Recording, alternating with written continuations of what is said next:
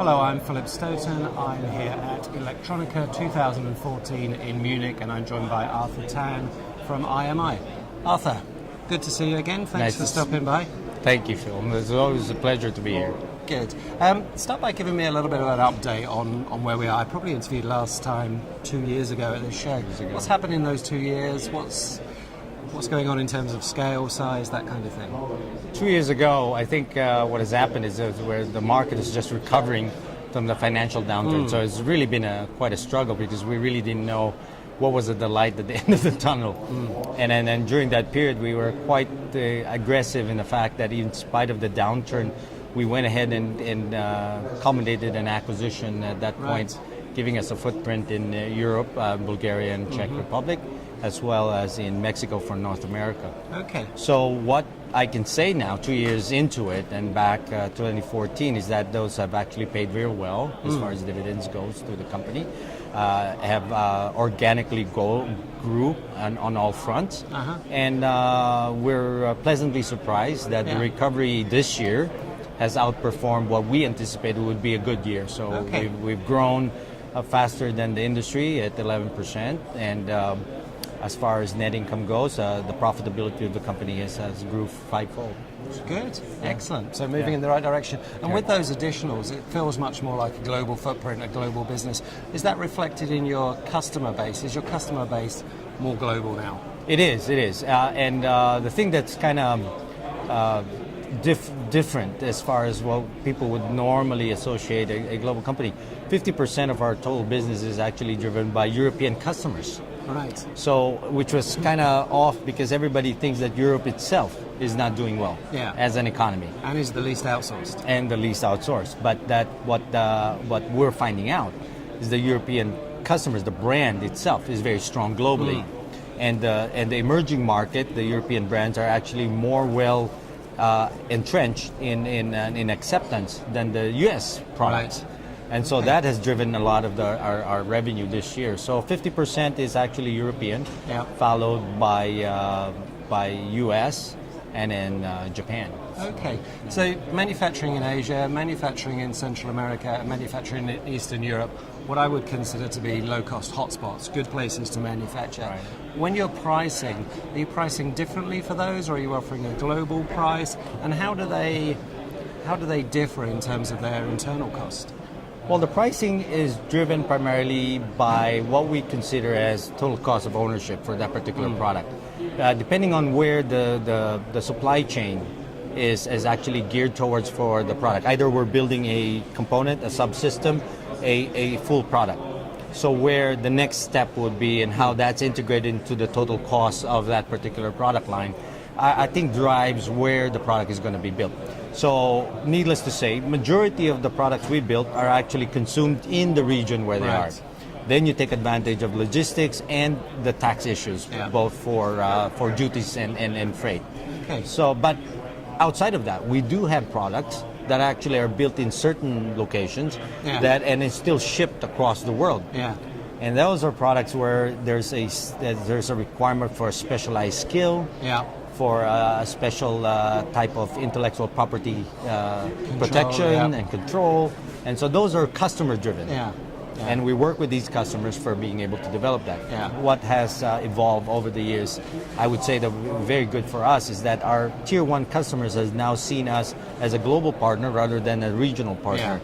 So most of the products that we provide for them are now built in all the different locations in the world. Yeah, for me that's the real step change with IMI since we last spoke. And your customer base tends to be a lot in the high reliability market. You're in the telecoms, you're in industrial, but you're also in automotive, which is a sector that's gone through a lot of geographical changes itself. Lots of automotive in China, but also we're seeing some of the automotive companies gravitate back to Silicon Valley for research and development, for consumer electronics. Exactly. What trends are you seeing in that market?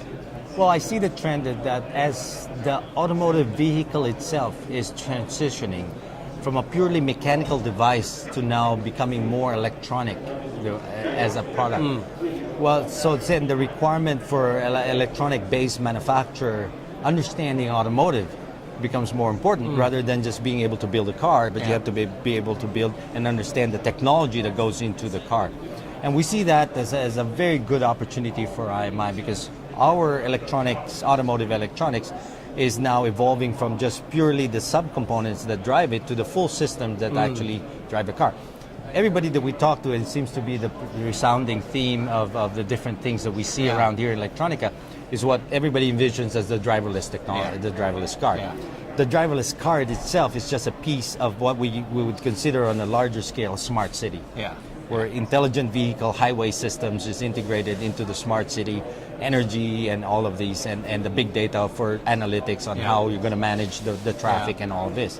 So all of that, in our minds, you still have to go back to an electronic-based society. Yeah. To be able to build an IVHS and in a smart city, you have to have the infrastructure on a telecom basis. Yeah. To be able to do that on the broadband and the Internet of Things and the wearables that are all connected, all the cars. Okay. The car itself will have to then have the capability to communicate not only within the different sensors within the car and the driver, but with the other car itself and a mesh network, right? Yeah. And so to us, that really plays very heavily into our skill set. Yeah, with the communications link as well. And for me, I see in that sector that there are two supply chains colliding a little bit. The old traditional, very conservative, very slow development of the automotive industry, very high reliability, and the fast-moving consumer market. They've got to work together. Do you think as a supplier that's worked in both areas, you can bridge that gap? You can bring those kind of demands and disciplines together? I think you touch really, really well into this challenge that a lot of our partners are seeing.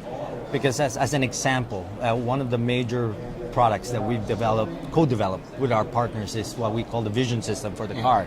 The car itself has cameras now that it's not interfacing with the driver, but to itself. Yeah. On how it's going to deploy the airbag, on the seatbelt pre-tensioning, on the throttle, the brakes, and so on. Now, if we look at that capability and see, now, the question that you have to think is whether, is it easier for me to use somebody who has the experience of building cameras in a phone? Yeah. Or somebody who has the experience for building components in a car? Yeah. So the dilemma there is that, is it easier to teach someone how to build a camera or to understand a car? Yeah. And that's where IMI then emerges, because our capability of being able to do both in a very, very high level of quality and volume gives us that advantage that we understand the mindset of what it will take to build something for a car. Yeah. And the reliability that comes with it, right? Yeah. And then on top of that, understand the cost effectiveness of building a consumer product, fast-moving consumer market for the car. Yeah, absolutely. So. And I think that's not the only sector that's happening. I look at wearables, and we're seeing the apparel market and the electronics market. Like, do you think those kind of collisions, those expansions of what you're able to do, are going to define the EMS industry going forward? I think it is, and we're seeing it already with a lot of trends where a lot of the EMS companies that are actually transitioning to less of a focus on the E side, but more on the S side, of providing a solution to all the services necessary when all these types of technology merge. Yeah. And I see that what we're trying to focus on from an IMI basis is I'm not really focused on the endpoint that drives the consumer. So it's the smartphones, the wearables, the active devices that goes on the body, but I'm more concentrated on the infrastructure to make all of these things work. Enabling technology. Exactly. Yeah. So to me, it's important. It's not important to me whether Samsung or iPhone or Apple or Xiaomi emerges as the victor for the smartphone. What's important to me is the backbone necessary on a 4G, LTE, 3G technology or the next generation technology. Uses that type of technology we build. Yeah, and you're ready for whatever those challenges are. Yeah. So, rolling forward, Arthur, if we speak again in 2 years' time, what are you expecting to happen in that period? What's going to be new from IMI? I think short of any geopolitical issues that could undermine the whole thing, right?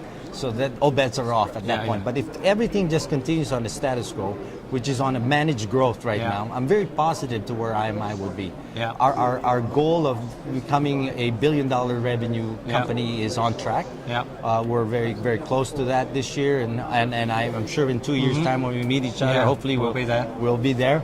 And then on top of that, I see that the capability of the company will also transcend more vertically and in more of a box build full system, providing capability as services not only in the test development and the test system itself, but also in low-cost automation. So that fulfillment right to the customer, direct to your customer's customer, all the way through the supply chain. That's where we're looking at. Fantastic. Arthur, thanks for stopping by. Always a pleasure to talk. Phil, Thank you. Pleasure.